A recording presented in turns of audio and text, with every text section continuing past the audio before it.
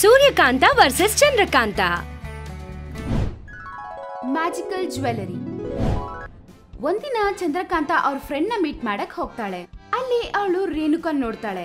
ನೋಡಿದ ತಕ್ಷಣ ಏ ಎಲ್ಲಮ್ಮ ಹೆಂಗಿದ್ಯೆ ಹಂಗಂತ ಗಟ್ಟಿಯಾಗಿ ಕಿರ್ಚ್ತಾಳೆ. ಅದನ್ನ ನೋಡಿ ಎಲ್ಲಾರು ನಗ್ತಾ ಇರ್ತಾರೆ.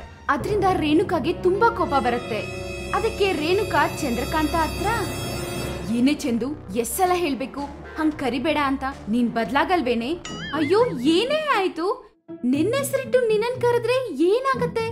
ಅದಕ್ಯಾಕೆ ನೀನು ಇಷ್ಟು ಸಿಟ್ಟಾಗ್ತಿದ್ಯಾ? ಏನಾಯ್ತೇನೆ? ಎಲ್ಲರ ಮುಂದೆ ಹಂಗ್ ಕರೆದು ನನ್ ಮರ್ಯಾದೆ ತೆಗಿತಿದ್ಯಾ? ನಿನ್ಗೇನಾದ್ರೂ ಅರ್ಥ ಆಗ್ತಿದ್ಯಾ? ನಾವು ಫ್ರೆಂಡ್ಸ್ ಕಣೆ, ನಮ್ಮ ಮಧ್ಯದಲ್ಲಿ ಮರ್ಯಾದೆ ಗಿರ್ಯಾದೆ ಏನೇ? ಅದನ್ ಕೇಳಿದ ರೇಣುಕಾ ಕೋಪದಿಂದ, ನಿನ್ಗೆ ಮರ್ಯಾದೆ ಇಲ್ವೇನೋ? ನನ್ಗಿದೆಯೇ? ಇಲ್ಲಿರೋರೆಲ್ಲ ನನ್ಗೆ ಎಷ್ಟು ಮರ್ಯಾದೆ ಕೊಡ್ತಾರೆ ಗೊತ್ತಾ?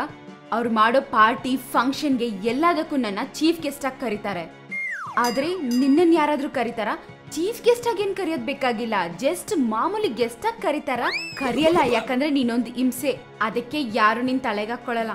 ಏನೋ ನನ್ನ ಚಿಕ್ಕ ವಯಸ್ಸು ಫ್ರೆಂಡ್ ಅಂತ ನಾನು ನಿನ್ನನ್ ಕರಿತಿದ್ದೀನಿ ಅಷ್ಟೇ, ಇಲ್ಲ ಅಂದ್ರೆ ನಾನು ನಿನ್ನನ್ನ ಕರೆಯಲ್ಲ, ಅರ್ಥ ಆಯ್ತಾ? ಹಂಗಂತಾಳೆ. ಅದನ್ ಕೇಳಿದ ತಕ್ಷಣ ಚಂದ್ರಕಾಂತಗೆ ತುಂಬಾ ಅವಮಾನ ಆಗುತ್ತೆ.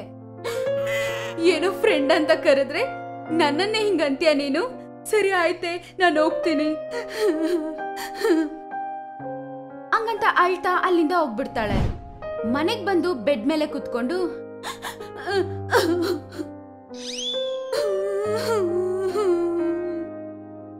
ಅವಳು ಅಳ್ತಾ ಇರೋದನ್ನ ನೋಡಿ ಸೂರ್ಯಕಾಂತ ತಕ್ಷಣ, ಏನಾಯ್ತೆ? ಯಾಕಂಗ ಅಳ್ತಿದ್ಯಾ? ಏನಾಯ್ತೆ? ನಾನು ಯಾರಿಗೂ ಲೆಕ್ಕಕ್ಕೆ ಇಲ್ಲ, ಎಲ್ಲರೂ ನನ್ ಮರ್ಯಾದೆ ತೆಗಿಯೋರೆ ಹಂಗಂತ ಹೇಳಿ ಅಳ್ತಾ ಇರ್ತಾಳೆ. ಅದಕ್ಕೆ ಸೂರ್ಯಕಾಂತ, ಲೇ ಮೊದಲು ನಿನ್ ಗುಣ್ಗುಣ ನಿಲ್ಸಿ ಏನಂತ ಹೇಳೆ ಹಂಗಂತ ನಡೆದಿದ್ದೆಲ್ಲ ಸೂರ್ಯಕಾಂತ ಹೇಳ್ತಾಳೆ. ಅದಕ್ಕೆ ಸೂರ್ಯಕಾಂತ, ಯಾಕೆ ಅದಕ್ಕೆ ಯಾಕೆ ಹೇಳ್ತಿದ್ಯಾ? ಅವಳು ಹೇಳೋದ್ ನಿಜಾನೇ ಅಲ್ವೇ? ನಾನು ಅಳ್ತಾ ಇದ್ರೆ ನಿಮ್ಗೆ ನಗು ಬರತ್ತಾ ಅತ್ತಿಯಮ್ಮ?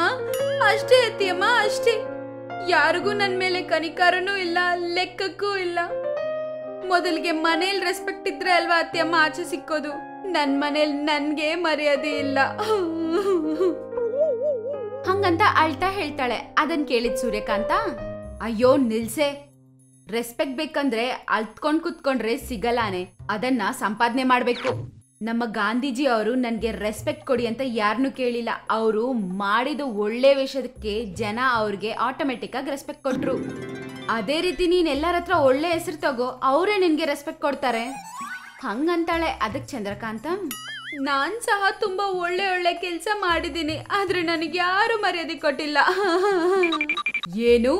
ನೀನ್ ಒಳ್ಳೆ ವಿಷಯ ಮಾಡಿದ್ಯಾ? ಯಾವಾಗೆ? ಯಾವಾಗ್ಲೂ ಜನನ ಹೆಂಗ್ ಮೋಸ ಮಾಡೋದು, ದುಡ್ಡು ಹೆಂಗ್ ಸಂಪಾದನೆ ಮಾಡೋದು ಅನ್ನೋದೇ ಅಲ್ವೇ ನಿನ್ ಯೋಚನೆ?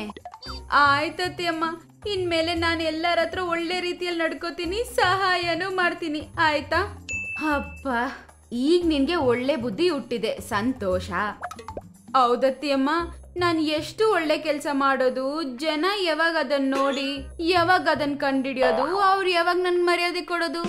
ಹೌದೇ ಹುಡುಗಿ, ಒಳ್ಳೆ ಕೆಲ್ಸ ತುಂಬಾ ಲೇಟ್ ಆಗುತ್ತೆ ತಿಳ್ಕೊಳಕ್ಕೆ, ಅದೇ ಕೆಟ್ಟ ಕೆಲ್ಸ ಆದ್ರೆ ತುಂಬಾ ಬೇಗ ಕಾಣಿಸ್ಬಿಡುತ್ತೆ. ಆದ್ರೆ ನಾನು ಒಳ್ಳೆ ಕೆಲ್ಸ ಮಾಡಿದ್ರು ಸಹ ಜನ ತಿಳ್ಕೊಳಕ್ಕೆ ತುಂಬಾ ಟೈಮ್ ಆಗುತ್ತೆ ಅತ್ತಿಯಮ್ಮ. ಅದಕ್ಕೆ ನಿನ್ನ ಹತ್ರ ಯಾವ್ದಾದ್ರು ಮ್ಯಾಜಿಕ್ ವಸ್ತು ಇದ್ರೆ ಕೊಡಿ ಅತ್ತಿಯಮ್ಮ. ಆ ವಸ್ತು ಹಾಕೊಂಡಿದ ತಕ್ಷಣ ಜನ ನನ್ಗೆ ರೆಸ್ಪೆಕ್ಟ್ ಕೊಡೋದ್ ಸ್ಟಾರ್ಟ್ ಮಾಡ್ಬೇಕು. ಏನೇ ಆ ಕಡೆ ತಿರ್ಗಿ ಈ ಕಡೆ ತಿರ್ಗಿ ಪ್ಲೇಟ್ ನನ್ ಮೇಲೆ ತಿರ್ಗಿಸ್ಬಿಟ್ಟೆ ನೀನು? ಆದ್ರೂ ನಾನ್ ಮ್ಯಾಜಿಕ್ ವಸ್ತು ಕೊಡೋದೇನು, ನಿನಗ್ ಜನ ರೆಸ್ಪೆಕ್ಟ್ ಕೊಡೋದೇನೆ? ಪ್ಲೀಸ್ ಅತ್ತಿಯಮ್ಮ, ಆ ತರದ್ ಯಾವ್ದಾದ್ರು ವಸ್ತು ಇದ್ರೆ ನೋಡಿ ಇವತ್ತು ಒಂದಿನಕ್ ನನಗ್ ಕೊಡಿ. ನಾಳೆಯಿಂದ ನಾನೇ ಎಲ್ಲ ಒಳ್ಳೆ ಕೆಲ್ಸ ಮಾಡಿ ಅವ್ರ ನನ್ನ ಮೆಚ್ಕೊಳ್ಳೋ ತರ ಮಾಡ್ತೀನಿ. ಅದಕ್ಕೆ ಸೂರ್ಯಕಾಂತ ಒಪ್ಕೊಳ್ಳೋದಿಲ್ಲ. ಚಂದ್ರಕಾಂತ ಅವಳ ಕಾಲಿಗೆ ಬಿದ್ದು ಕೊನೆಗೆ ಒಪ್ಸ್ಬಿಡ್ತಾಳೆ. ಅವಳ ಟ್ರಂಕ್ ಪೆಟ್ಟಿಗೆಯಲ್ಲಿರುವ ಮ್ಯಾಜಿಕ್ ಜ್ಯುವೆಲರಿ ಅವಳಗ್ ಕೊಡ್ತಾಳೆ. ಅದನ್ ಕೊಡ್ತಾ, ತಗೊಳ್ಳೆ, ಇದು ಮ್ಯಾಜಿಕ್ ಜ್ಯುವೆಲರಿ, ಇದನ್ನ ಹಾಕೊಂಡ್ರೆ ಜನ ನಿನ್ಗೆ ಒಳ್ಳೆ ರೆಸ್ಪೆಕ್ಟ್ ಕೊಡ್ತಾರೆ, ನಿನ್ನ ತಲೆ ಮೇಲೆ ಇಟ್ಕೊಂಡ್ ನೋಡ್ಕೋತಾರೆ. ಇದು ಇವತ್ತಿಗೆ ಮಾತ್ರನೇ, ನಾಳೆಯಿಂದ ಒಳ್ಳೇದಾಗ ಬದ್ಲಾಗ್ತೀನಿ ಅಂದೆ ಅಲ್ವಾ, ಅದಕ್ಕೆ ನನ್ಗೆ ಈ ಚಾನ್ಸ್ ಕೊಡ್ತಿದ್ದೀನಿ. ಈ ಸಲನೂ ಏನಾದ್ರೂ ಕಿತಾಪತಿ ಮಾಡಿದ್ರೆ ನಿನ್ನನ್ನ ಅಷ್ಟೇ ನಾನು ಹಂಗಂತ ವಾರ್ನಿಂಗ್ ಕೊಡ್ತಾಳೆ. ಚಂದ್ರಕಾಂತಂ ತಕ್ಷಣ ಆ ಜ್ಯುವೆಲರಿ ಹಾಕೊಂಡು ಊರೊಳಗಡೆ ಹೋಗ್ತಾಳೆ. ಊರಲ್ಲಿರೋ ಜನ ಎಲ್ಲ ಚಂದ್ರಕಾಂತನ್ ನೋಡಿ ಬಗ್ಗಿ ಬಗ್ಗಿ ನಮಸ್ಕಾರ ಮಾಡ್ತಾರೆ. ಅದನ್ನ ನೋಡಿ ಚಂದ್ರಕಾಂತಂ ತುಂಬಾನೇ ಖುಷಿ ಆಗ್ತಾಳೆ. ಅವಳು ಕೂಲ್ ಡ್ರಿಂಕ್ ಕುಡಿಯಕ್ಕೆ ಒಂದ್ ಅಂಗಡಿಯಲ್ಲಿ ಹೋಗಿ ಕುತ್ಕೋತಾಳೆ. ಆ ಅಂಗಡಿ ಓನರ್ ಅವಳಿಗೆ ತುಂಬಾ ಮರ್ಯಾದೆ ಕೊಡ್ತಾನೆ. ಮತ್ತೆ ಅವಳು ಕುಡ್ದಿದ್ ಕೂಲ್ ಡ್ರಿಂಕ್ ಸಹ ಅವನು ದುಡ್ಡು ತಗೊಳಲ್ಲ.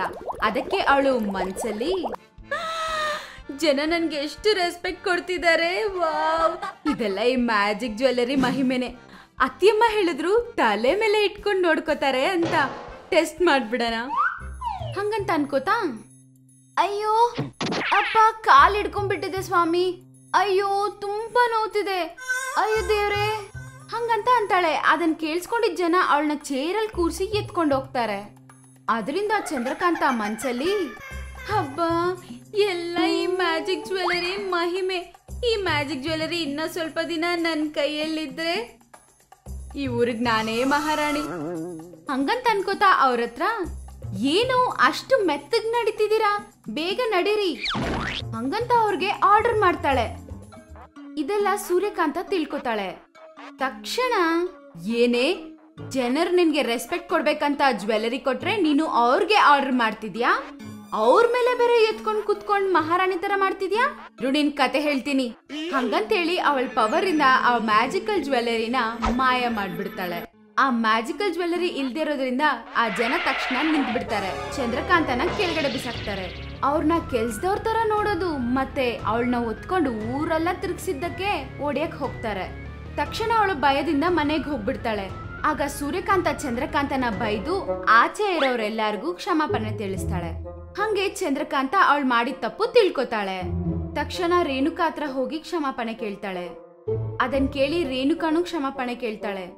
ಆಮೇಲೆ ಅವರಿಬ್ರು ಬೆಸ್ಟ್ ಫ್ರೆಂಡ್ಸ್ ಆಗ್ತಾರೆ. ಅದಕ್ಕೆ ದೊಡ್ಡವ್ರು ಹೇಳಿದ್ದು ಬಾಯಿ ಒಳ್ಳೇದಾದ್ರೆ ಊರ್ ಒಳ್ಳೇದಾಗಿರುತ್ತೆ ಅಂತ.